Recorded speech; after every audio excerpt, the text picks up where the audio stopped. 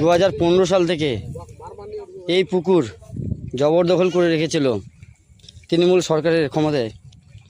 আজ সেই জায়গা দখলমুক্ত করা হলো হিন্দু সুরক্ষা সমিতির পক্ষ থেকে।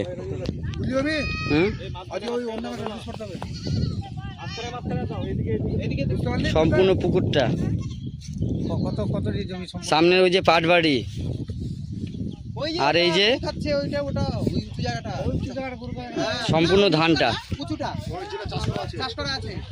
সম্পূর্ণ জায়গাটা 2015 সাল থেকে জবরদখল করে রেখেছিল।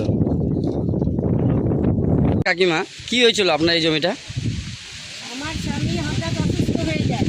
আমার ছেলে তখন ছোট, আর বড় ছেলে তখন আমার হচ্ছে পুত্রাপুত্রিকে। একদিন সকালবেলা ভোরবেলা শুনি, মানে ভোরবেলা ঠিক না, ভোরবেলায় পুকুরটাকে ওরা লুটপাট করছে। আর 8টার দিকে আমি খবর পাই বা আমার স্বামী খবর পায় যে হচ্ছে ওরা পুকুরটা ইয়ে করে নিচ্ছে। কত বছর হলো?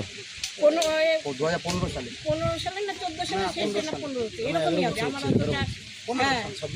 হ্যাঁ, ওই শোকে আমার স্বামী সবাইকে বলেছিল যে তোমরা এরকম করো না, আমার এরকম আমার কাগজ আছে, তোমরা কাগজ দেখো। ওরা জবরদস্তি দখল করে দিয়েছে।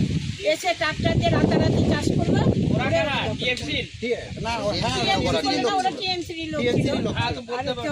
তখন ওরা রাতারাতি ওই পুকুরকে দখল করে নিল।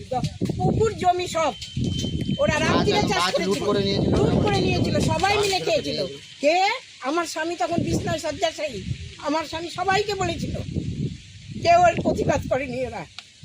আচ্ছা, আজকে তারপরে 17 সালে আমার স্বামী একদম দুটা কিডনি ড্যামেজ হয়ে গেল এই জন্য।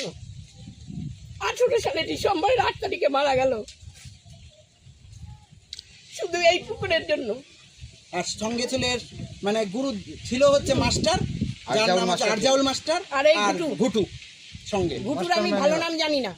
আচ্ছা, আজকে আপনারা কার নেতৃত্বে এই জায়গাটা ফিরে পাচ্ছেন? হিন্দু সুরক্ষা সমিতির পক্ষ থেকে ফিরে পাচ্ছেন না? আপনারা খুশি তো? হ্যাঁ, আমরা তো খুশি হবই। আমার স্বামী এই মারা গেছে। এই যে সমস্ত জায়গাটা ধান ক্ষেত, পুকুর, সামনের পাট ক্ষেত, সম্পূর্ণ ধান ক্ষেত।